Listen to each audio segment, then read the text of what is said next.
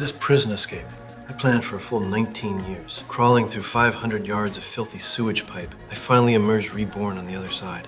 From the very first day I entered Shawshank, I never intended to stay till the end. Enduring 19 years in prison without ever losing hope. Preparing every single day for this perfect escape. Want to know how I did it? The day I walked into Shawshank was the spring of 1947. The sunlight was bright, but the air was dead silent like a freshly sealed coffin. I was sentenced to life imprisonment for the murder of my wife and her lover. No one would believe that a man who watched his wife cheat while carrying a pistol didn't commit murder. They wanted an ending, so they wrote one. Every new prisoner gets stared at like a newly arrived monkey in a zoo. Captain Hadley's club quickly taught me the rules here. Warden Norton also appeared that day, his mouth full of Bible verses, but his eyes brimming with power and control. I memorized that face because I knew I'd have to deal with him sooner or later. Put your trust in the Lord. Your ass belongs to me. Welcome to Shawshank. We were herded like livestock, hosed down, numbered, and processed, then finally shoved naked into our cells. That space was cramped and freezing. I stood there, still quiet, my heart filled with fear, anger, and indescribable clarity. The first night was anything but peaceful. Lights on! The fat guy who came in with me completely broke down. He wailed uncontrollably, drawing the guards, and before any of us could react, they beat him until he couldn't make a sound. At breakfast the next day, I overheard a conversation that shocked me even more. How's that horse of mine doing anyway? Dead. Hadley busted his head up pretty good. Doc had already gone home for the night. Poor bastard laid there till this morning. Right in, hell, it wasn't nothing we could do. For the first time, I understood what numbness felt like. It was true. No one cared whether a prisoner lived or died. What was his name? What'd you say? I was just wondering if anyone knew his name. Doesn't fucking matter what his name was. He's dead. That day in the shower, I ran into the leader of the sisters. That homosexual looked at me like a hunter, eyeing his prey. Anybody get to you yet?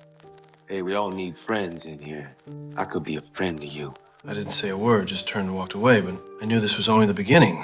A long time after that, life was hell. I was stalked, beaten, and forced. I knew I wouldn't last much longer if things kept going this way. So I found Red, the prison's go-to guy for anything. If the price was right, he could get you whatever you needed. I wonder if you might get me a rock hammer. What? A rock hammer. Red finally agreed. He even made $10 off me, a friend's discount. When he saw the rock hammer, no bigger than a cigarette pack, he laughed. It was too small to tunnel through a wall. But it was enough to change a lot of things. This wasn't a tool for escape. It was a barrier between me and despair. But the sisters didn't stop coming after me. Thanks.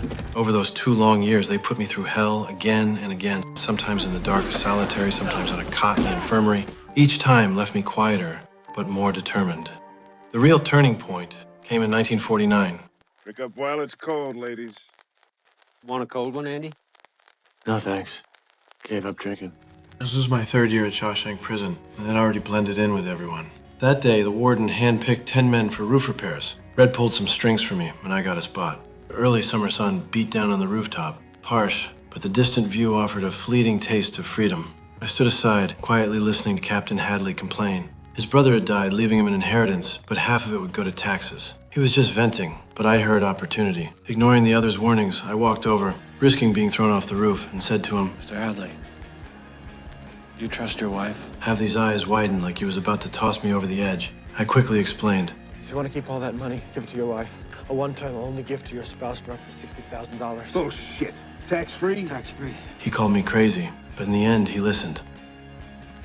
A few days later, he gave each of us 3 beers, a reward as good as currency in prison. On that scorching rooftop, everyone drank like they were teetering on the edge of the free world. But I didn't drink, not out of pride. I just couldn't let myself forget that I didn't belong here. Even in prison stripes, I refused to become a prisoner. At that moment, all they saw was a banker calculating tax loopholes. But I knew. I was planting the first bomb, using the system's own rules to crack it open. The game had begun, and I was already making my moves. That day, while the prison was screening a movie, I found Red and asked for a poster of a movie star. Perhaps because I'd helped those prison guards' wives buy beer before, Red agreed without hesitation. But my goal was far bigger than just a poster. On the way back, I deliberately walked slowly, waiting for the sisters to appear. Their fists rained down on me, exactly what I wanted. This time, I spent a month in the infirmary. Everything that happened was part of my plan. Hadley gave the leader of the sisters a brutal beating and had him transferred to another prison. To those greedy prison guards now, I was free labor that could make them money. My suffering became leverage to eliminate enemies. When I left the infirmary, I obtained my second tool, the large poster. But this still wasn't enough. I kept waiting until, finally, that devout believer, the warden, came to inspect the cells. Long before his arrival, I'd memorized entire chapters of the Bible. Mark 13, verse 35 became my foundation when speaking to him. When he questioned me, I answered calmly and flawlessly.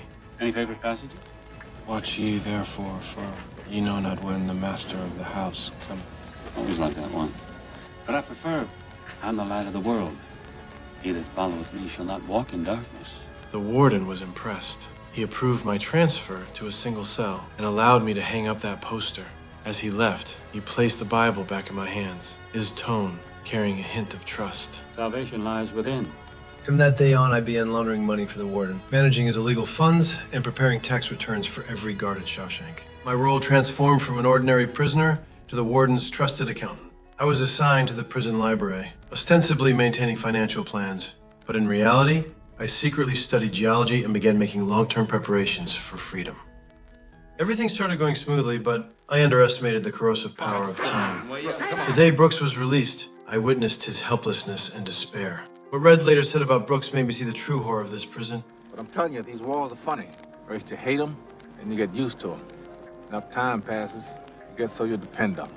That's institutionalized. These walls weren't just made of iron and concrete. They were more like an invisible poison, slowly eroding the soul and draining all desire for freedom. When news of Brooks' suicide reached me, I swore to myself, no matter how long my body remained imprisoned, my spirit must stay free. So that day when the guard went to the restroom, I secretly turned on the radio, and beautiful music filled the entire prison. At that moment, I knew my soul had already broken free from the confines of these walls. I was still that man who yearned for freedom. Open the door. Open it up! The little bird briefly flew out of its cage. The consequences of breaking the prison rules were severe. I was thrown into solitary confinement for 2 full weeks. When I rejoined the other inmates, they mocked me, calling me Professor Crazy, thinking me a fool. But only I knew it was precisely this madness that was building my future. Here's where it makes the most sense. You need it so you don't forget. Forget. Hope. Perhaps the heavens enjoyed playing jokes on me. Just as I had everything prepared and was about to take the crucial step, an uninvited guest arrived at Shawshank Prison. His name was Tommy, a young thief. Having served time in another prison, he casually mentioned something during an idle chat. There was a prisoner named Elmo Blatch who murdered an adulterer but pinned the crime on an innocent banker. At that moment, hope was rekindled. Perhaps I wouldn't even need to escape to leave this place. It meant I could reclaim my former identity, regain my lost dignity and freedom.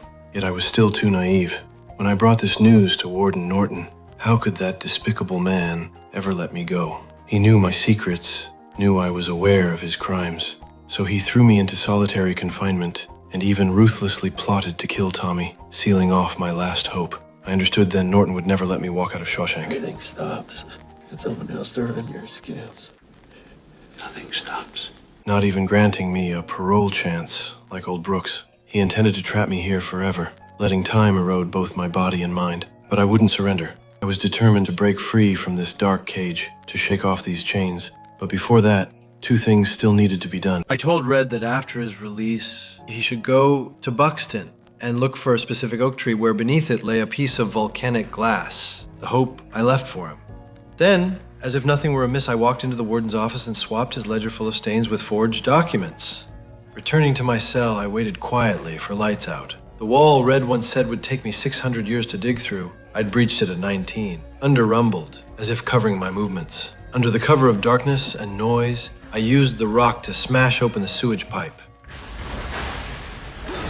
The stench hit me like a wave, nearly making me vomit. But I knew this struggle through foul darkness was the only path to freedom. Finally, as I crawled out of that 500-yard sewer, I was greeted by long-lost fresh air.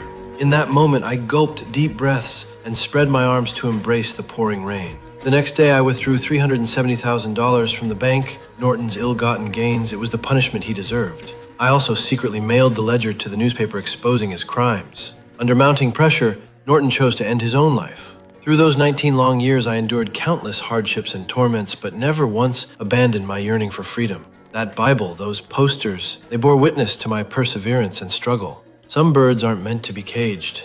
Hope is a good thing, maybe the best of things, and good things never die.